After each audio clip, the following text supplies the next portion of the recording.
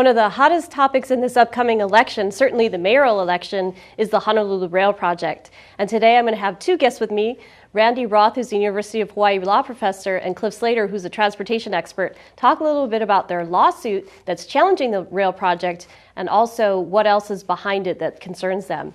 We're going to start off the show with Randall Roth from the University of Hawaii. Randall, thank you for coming today. Thank you, Malia. You're well known for challenging, you've been on the show, of course, before, and you're well known for your book, Broken Trust, and your radio show, and your book, In the Price of Paradise. And you have the reputation for challenging what you think isn't going correctly in the state, corruption or waste in government and so on. So I appreciate your input, and now you've taken on a really big project, a $5.3 billion steel-on-steel elevated rail system. It's big in the number of dollars that are involved. It's big in terms of the impact it would have. I think a very negative impact on future development of this island. It's very big in terms of the level of deception, I think, that the city has used in convincing a lot of people that, for example, it would reduce traffic congestion. And now even the city acknowledges that it's not going to reduce traffic congestion. And the city's been very deceptive in talking about the number of jobs in Hawaii that it would create, and now even they acknowledge that it's not going to create that many jobs in Hawaii, and not the kind of jobs that initially was talking about. And it talked about a whole lot of other things, the environment, energy use, and just one by one, we very methodically demonstrated that they were simply wrong in what they were presenting to the public. So it's big in a number of ways, including the level of deception that was used in selling the concept to the public.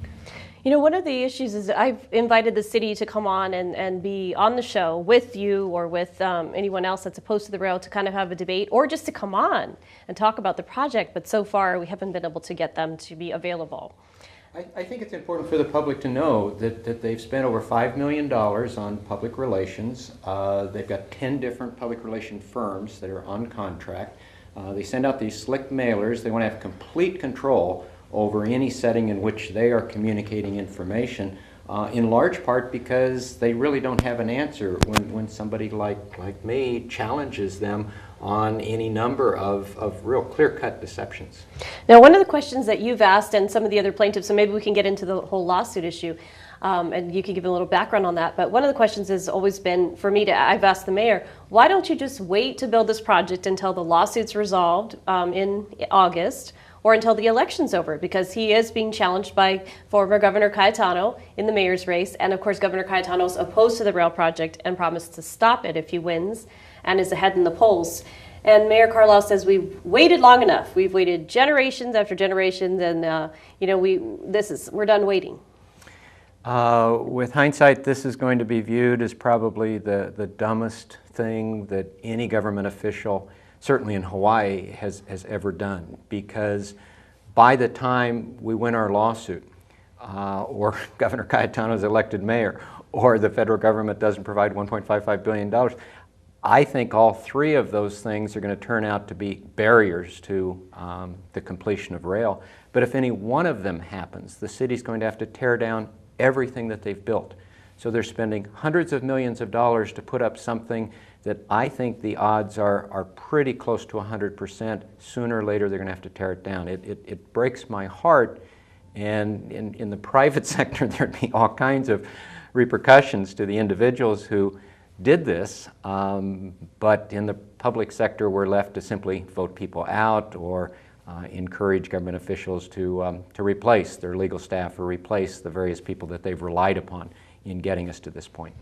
Now, one of the things that I found interesting was, I've been covering this a lot lately and noticed that, nobody can actually spell out how many jobs and what the jobs are that they're claiming are going to be created by this rail project. And for example, the executive director of HART, who's the interim director, was recently in a city council hearing saying it's 4,000 jobs, and then it's going to go up to 17,000 jobs, and that's an average of 10,000 jobs. And so when I've asked HART, which is the agency, Honolulu Authority for Rapid Transit, over and over again, what the jobs are, where nobody can tell me. And I've even been told, the consultant came up with a number. I've spoken to Don Horner, who's the chairman of HART, about it, and nobody can tell me what the jobs are, where they've come from. It's basically a computer model, I think. Yeah, the numbers that they're coming up with are just lies. And the computer model is a good model, but it's like doing something deceptive on a very good computer and saying, hey, this is a very good computer, so you should trust what I'm producing on this very good computer. It's a classic case of garbage in and garbage out. They are using this sophisticated modeling on the computer in a way that can make it sound as though there are going to be a lot of jobs, and they're not distinguishing between jobs here and jobs elsewhere, and they're not taking into account that when you take $3 to $4 billion out of the private sector, spend it in the public sector, that there's a trade-off of sorts, that you're losing some jobs, you're creating some other jobs. So there are a number of those sorts of things that if they were serious about really trying to estimate what the impact on the local job market would be, they could come up with a number that would be, worth talking about. Nobody knows what the future holds, but it's something that we could have an intelligent conversation about. But the numbers that they've been using are I would say, laughable, but this is the sort of thing that if they were in the private sector doing this, telling bankers that they're trying to borrow money from, or investors they're trying to have invest in their company, if they were using this level of deception, they would go to jail. They really would. It's not an exaggeration. And these are our elected officials and their appointed minions.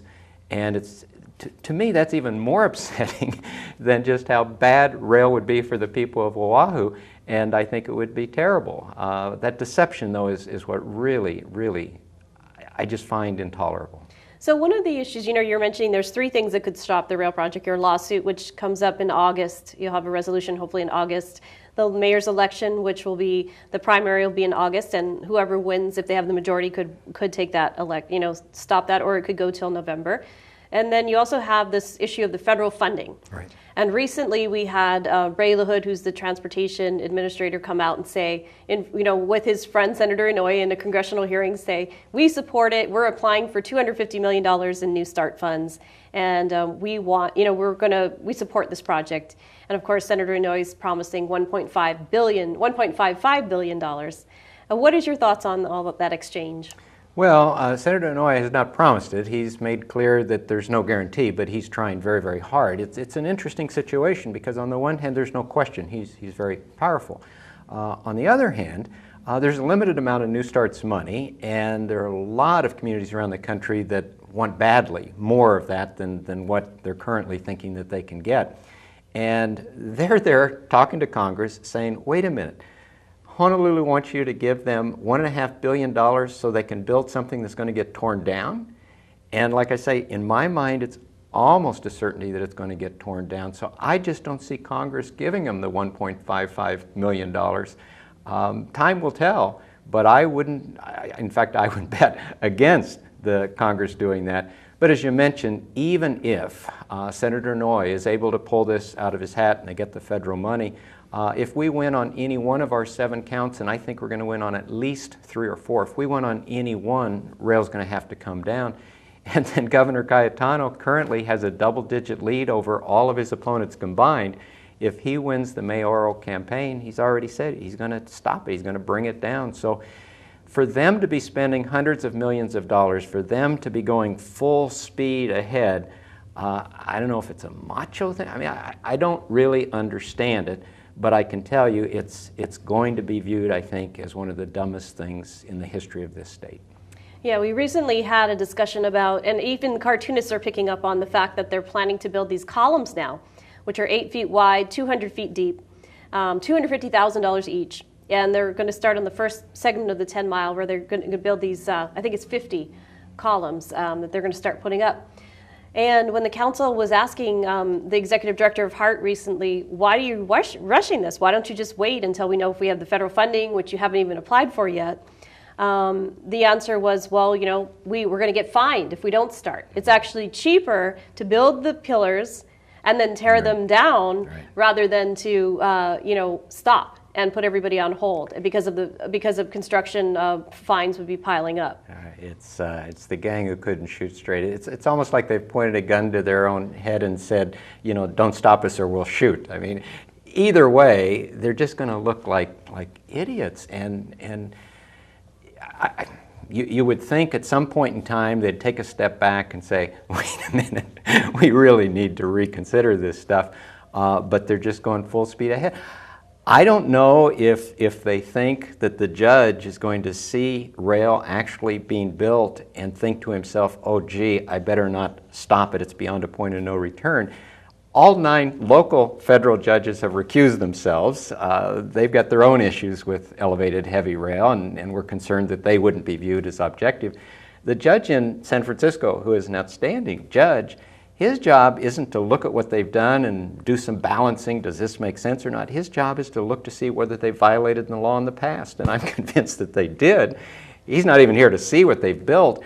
So if they think that they're creating this momentum that is going to somehow intimidate the judge into letting them continue, somebody needs to sit down and explain to them how this works. All right, we're going to take a brief break, and when we come back, we'll have Cliff Slater joining us as well. Okay. We have with us on set Cliff Slater from HonoluluTraffic.com. He's a retired businessman and an expert in transportation and also a plaintiff in the lawsuit. So we have 2 plaintiffs of 7 in the lawsuit here. And Cliff, maybe you can give us a little overview of where you stand right now and a little background on what the lawsuit's all about.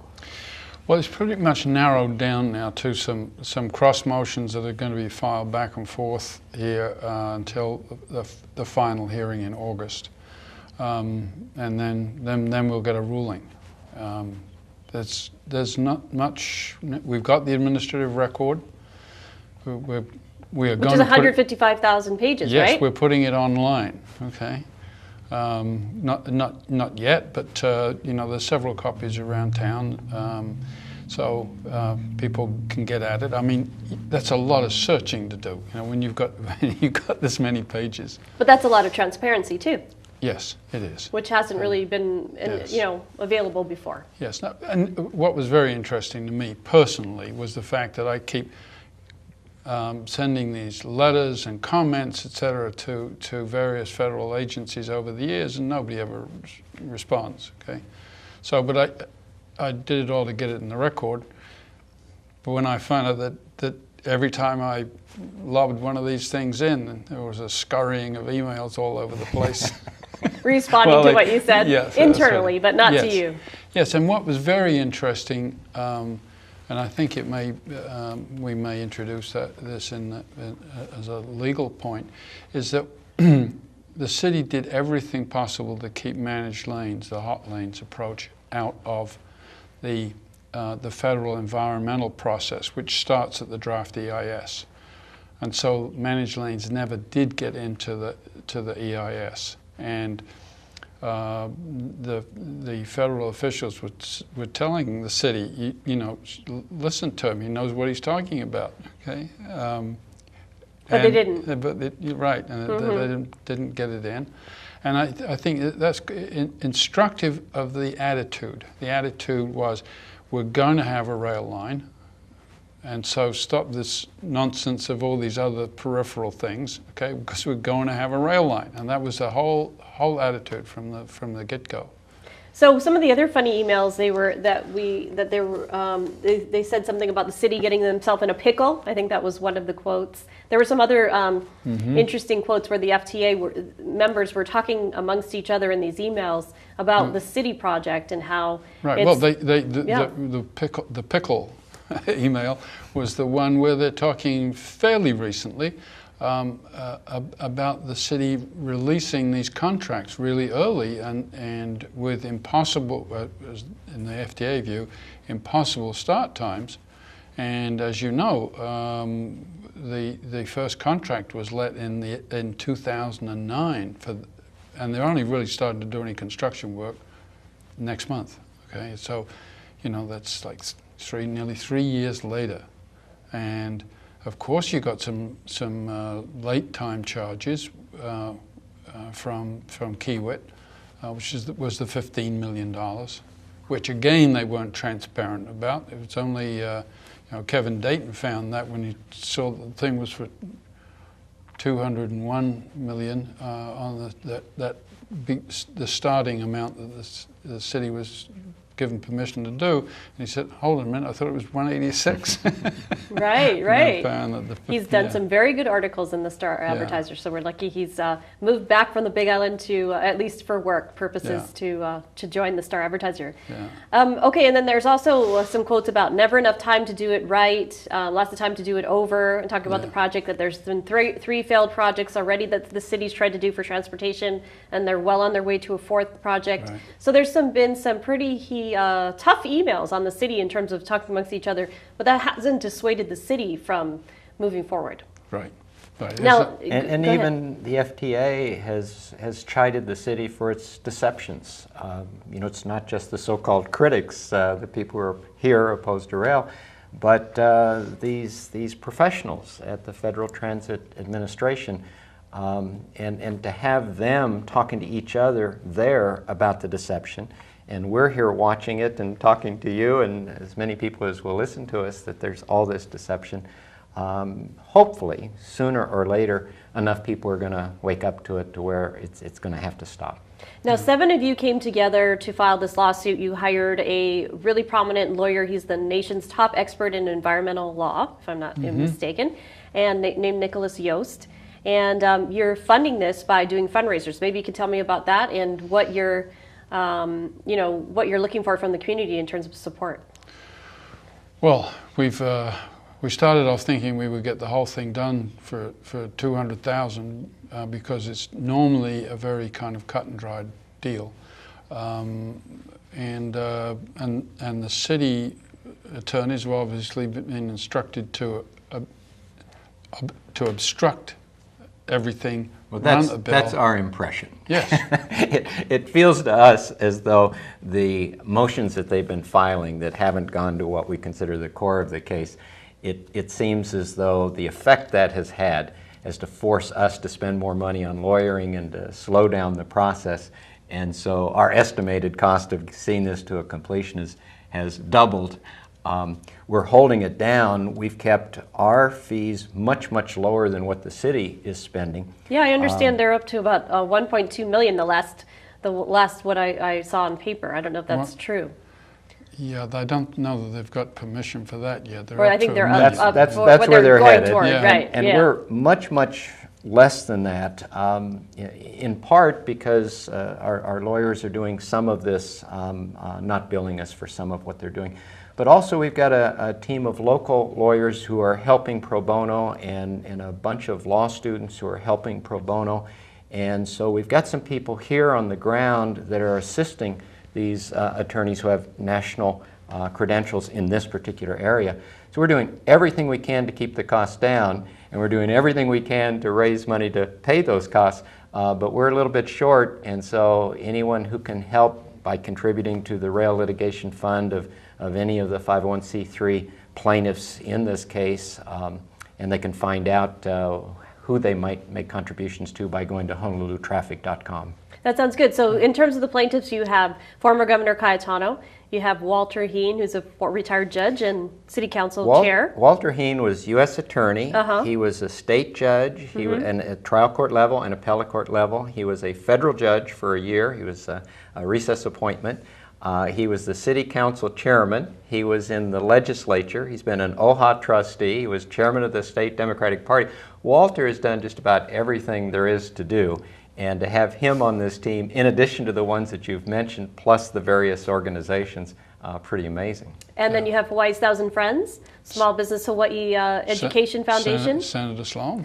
Right. And have I missed anyone? Dr. Michael Uechi. Well, the Outdoor Circle has petitioned to join us. Life of the Land has indicated a desire to join us if that can be done without slowing down the case. The League of Women Voters have voted to join us if that can be done without slowing down the case. So, and there are others that would do it, but right now we're focused like a laser beam on getting this thing decided as soon as we can. And it took 9 months to get the administrative record, and we've had a bunch of side motions to deal with. But we think it's teed up now for decision around August, if not in August, real soon after August. And on the other side of this, you have other groups trying to come in to defend the rail project, like, for example, the Pacific Resource Partnership, right? Group. Group, I think. Pacific Resource Group. No, not group. Oh, group, one group. Okay, got it. Okay, well, and they represent like the builders, basically. We don't think they've got the grassroots support that we do. Right. We've had, about 1,200 individual contributors to our real litigation It just went fund. up today. It's now up to 1,450. 1,450 individual contributors to our rail litigation fund. We don't have the big bucks. We're not going to have $1 million coming in from a union fund, for example. But with the help from a lot of people who are as upset about elevated heavy rail as we are, we think we'll get this lawsuit completed and we'll win. All right, well, go ahead. The last time around, Go Rail Go was the big one running the ads, and they were funded by Parsons Brinckerhoff, and with an amount larger than any contribution that we have. So we don't have those kinds of special interests. I hope the public understands just how amazing this is, that would be funded in large part by Parsons Brinckerhoff, who already has contracts of almost $500 million. And the city's top staff person working on rail was the Parsons Brinckerhoff executive working on rail for them. And the company that the city has retained to provide oversight to Parsons Brinckerhoff are 3 Parsons Brinckerhoff executives who've broken away to form this company to provide that oversight. And they're over here, a major contributor to Go Rail Go. Folks out there, there's something wrong here. It's like in 2nd grade when you look at a picture and somebody's got 4 ears and 2 noses and you're asked what's wrong with this picture. What's wrong with this picture? Well, it sounds like to me, we do a lot of following the money stories, and that sounds like a lot of city money recycling itself, because you have the money going to Parsons in the first place, and then they're funding Go Rail Go, which is helping the city project, which is eventually going to help fund Parsons and so on, which might eventually help fund campaigns of different people who are involved in this. And yes. so, Well, and the level of transparency on all of this is amazingly low. And Cliff has put in, I have no idea. The how work many of 10 lawyers, I know that, right? Thousands of hours. Right. If it weren't for Cliff digging into all of this and finding out those things that are not easily found out and then making them available to others on his website, honolulutraffic.com, I think they would have paved Hawaii by now. So my hat's off to Cliff for just the sheer determination, in addition to his tremendous ability to find the facts. But it's made all the difference in the world, I think, to our effort. Yeah. Well, and there's one other thing that has come to light this morning. We have the Transportation Secretary, Ray LaHood, who saying the government, the federal government's totally committed to this project, et cetera, et cetera. Well, he can say that, but it doesn't really mean anything if he doesn't get the money from Congress. And the way it is at the moment, while the Senate has passed a transportation bill, the House is of an entirely different composition at the moment, of people who are very eager to send money home. That instead of having the situation that we have today, where we send federal gas tax money to Washington, okay, they essentially clip a percentage of it and then send it back to us. Okay, so they're saying, let's do away with that. Let the states handle their own highway things from their own highway resources. If they're able to do that, that's going to just dramatically change this whole business with rail transit everywhere.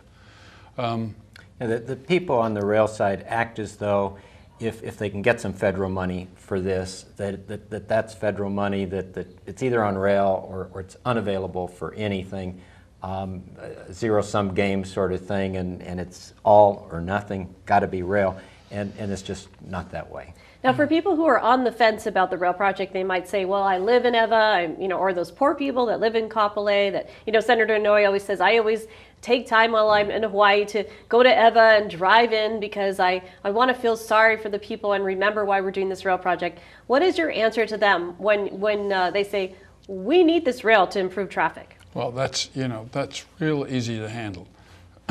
first off, we're largely talking about people who already ride the bus, okay?